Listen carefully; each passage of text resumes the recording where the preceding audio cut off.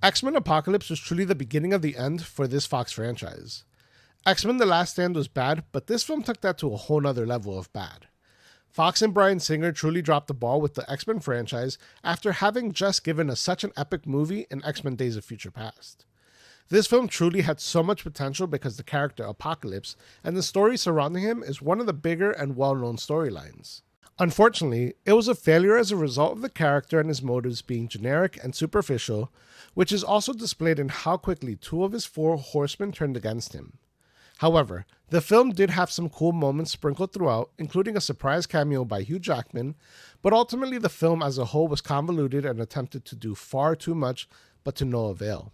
I am so glad that this film didn't put a damper on Oscar Isaac's career, and he was able to play yet another Egyptian-themed Marvel character, Moon Knight, which he rocked. The decade jumping between the films was also not a good call by the creatives, as most of the cast doesn't reflect that in their age.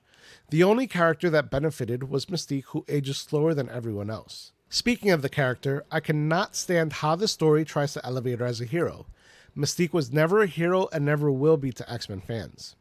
I did, however, appreciate the attempt to recreate the magic of the Quicksilver scene from Days of Future Past for this film, but unfortunately it just didn't land, though they did pick a great song to go with it.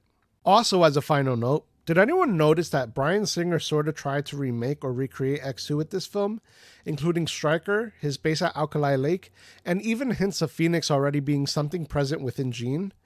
Even with all the potentials this film had, I'm going to rate this film a 1.5 out of 5. This is Neophyte educating my fellow Neophytes one movie at a time. And don't forget to leave a like and follow for more Neophyte movie recommendations and reviews.